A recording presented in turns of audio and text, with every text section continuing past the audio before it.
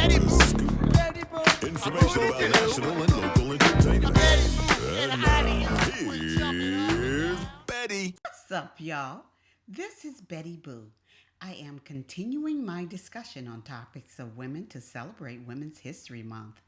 The Center for American Progress.com reported that adult obesity rates for African Americans are higher than those for whites in nearly every state of the nation.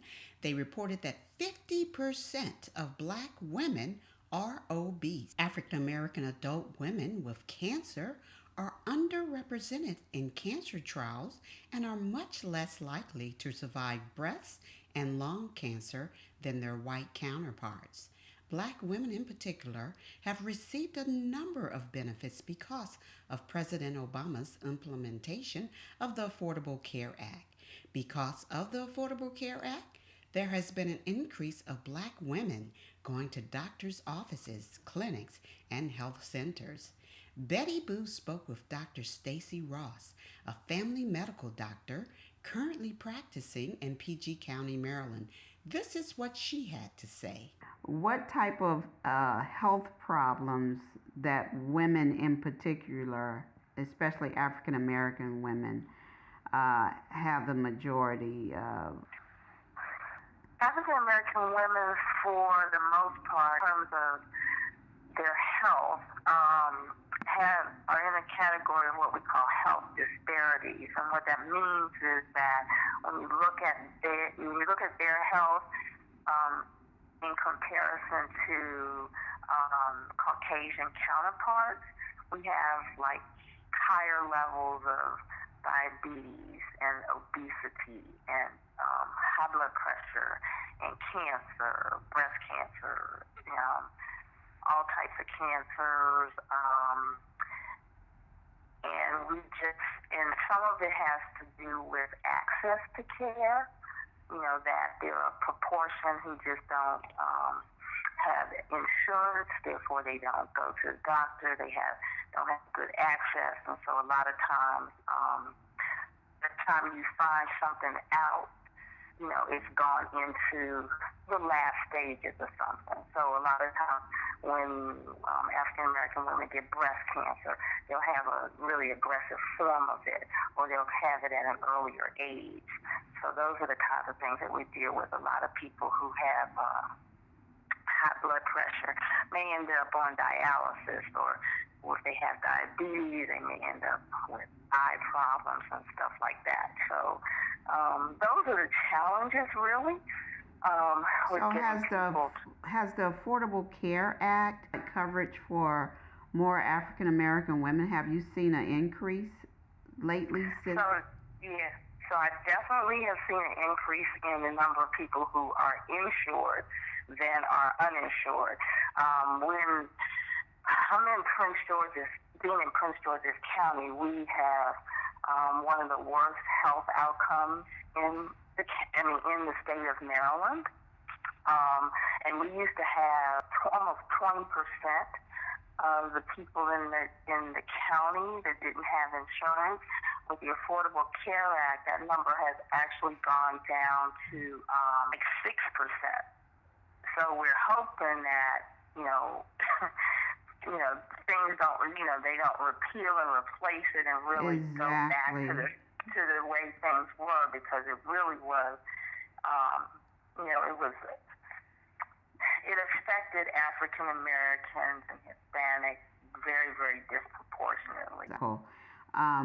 What type of medicine have you been practicing, and how long have you been practicing? So I've been practicing for over 25 years. I'm a family medicine doctor.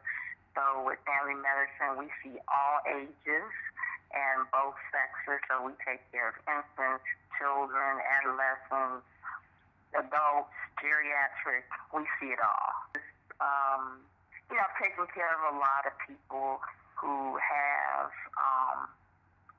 you've watched them get just kind of sicker over the years that you've taken care of them. I may have taken care of a newborn and watched them get older, or taking care of people who were in their 40s and 50s and you would tell them, okay, you're diabetic, and you really need to get your diabetes under control, but watch them have a heart attack or a stroke or what have you, because they wouldn't adhere to the medication regimens and the diet and all of that. A lot of the diseases are very, very preventable. A lot of it is lifestyle. That's what I was about to ask you. So what can we do? For one thing, they're saying that sitting is the new smoking. So if we sit a lot, then they say it's equivalent to us smoking. It has that kind of detrimental effect. So people have got to get up and they've got to move.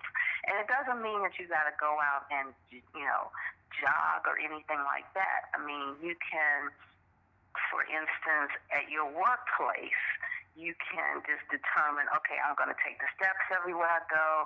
I'm going to walk. Or I tell people sometimes, even when they're in their house, I say, if you're going up and down steps, instead of going and making 2 trips, just deliberately say, I'm not going to go and get the whole bunch of stuff upstairs and bring it downstairs. I'm going to take a quarter of it and go up and down. It's just movement, and it doesn't have to be that you got to go out and, go to the track or join a gym or anything like that. It's just moving. I mean, you can get tapes and look at it at home and that kind of stuff. So there's ways to move. That's a huge thing. I mean, obviously, people who smoke need to stop smoking. There's just every kind of cancer known to man is attributed to smoking. Yes. People are sleep deprived, so for the most part, people aren't getting the recommended 7 to 8 hours of sleep a night. We're up till 1, 2 o'clock in the morning looking at computers, doing all that kind of stuff. But that's just detrimental. Are you talking to me? Are you? Okay, doctor. That is so true. So true. And sleep deprivation can cause problems for sure. Oh, yeah. I mean, there's all kinds of literature that tells you that being sleep deprived is just not good. People who work the night shift actually have more heart attacks, strokes, kidney problems, and everything. Because at night, you're supposed to be asleep. And what you're doing is you're going against these hormones that your body makes. Actually, this starts to make when the sun goes down, that are leading you towards sleep. Well, if you're up in the middle of the night, you're just, it's like you're going against what your body is telling you need to do. The big thing is nutrition. We're just a nation who's, we're eating a lot of things that just aren't good for our bodies. So we're obese, but we're malnourished.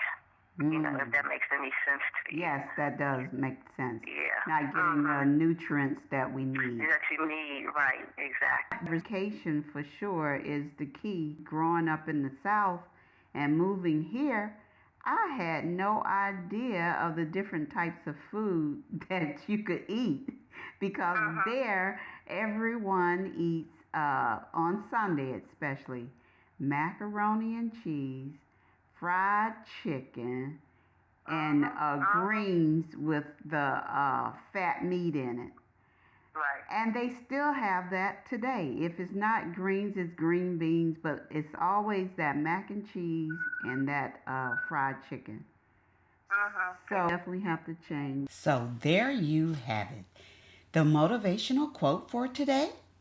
It is health that is real wealth, and not pieces of gold or silver. That's said by Mahatma Gandhi. Dream big, baby. That's gonna do it for this report. If it happened, if it's happening now, if it will happen, you better believe Betty Boop got the scoop. See ya later. Peace.